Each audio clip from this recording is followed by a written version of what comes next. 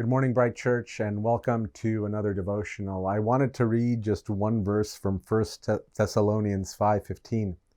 See that no one repays anyone evil for evil, but always seek to do good to one another and to everyone. When I was looking for the passage that talked about repaying evil, I found that there was actually quite a bit of conversation in Scripture about this. But a lot of those passages in the Gospels and the epistles, and even in the Old Testament, they simply stop at don't repay evil. Especially in the Old Testament, that seems to be the theme. Don't just give back people what they gave you. In the New Testament, we actually get an expansion of that with Jesus' teaching, where he says, don't just don't just not give back evil for evil, but give good instead. Repay with good. You know, a pipe, it's a conduit for liquid that is traveling through it. And its function depends on the purpose that that pipe serves. There are pipes which simply channel a liquid from one place to another. They don't interact with it. They just form a pathway from maybe one place that's inconvenient to access to another place that's a little bit more convenient. Whether it's spring water or sewage, it doesn't care. It just flows straight through. There are other pipes that have valves in them. So you can close the pipe if the liquid that's coming through isn't what you want. If all of a sudden the spring water has gotten contaminated, you can shut the valve and the water stops and nothing goes through. Neither spring water nor sewage. However, there are some pipes, and a pipe like this exists behind my refrigerator. In line on that pipe is a filter. That filter takes the water that's coming in, and again, it's city water.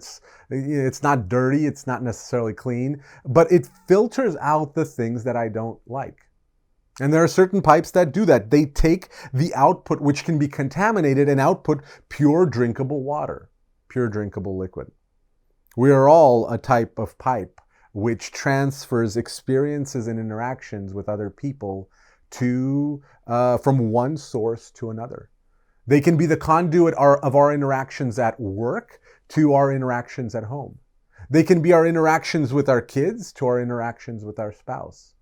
They can be interactions in our families to interactions with our friends.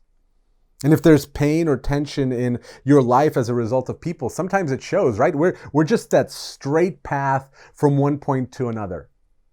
We take the hurt, the ruined mood for the day, and we transfer it from one place to another.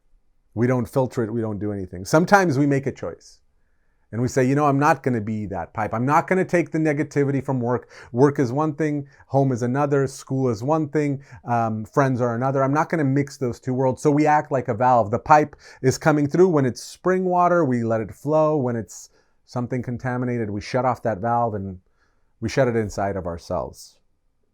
And that option, it sounds good, but here Thessalonians, it doesn't say stop at that. It doesn't say just don't repay anyone evil for evil. It goes a little bit further. Instead of just shutting off the valve, it says act like a water purifier, a water filter. Purify what's coming into you. When we are hurt or mistreated, instead of transferring those experiences to others, we're instead called to transform them from something evil into something good. And that's miraculous, right? You've seen the videos where the filters, they take dirty water, they put some kind of powder in it, it cleanses that water, it cleans it out, and you think, that's amazing. How can you extract something which is so contaminated and get something good out of it?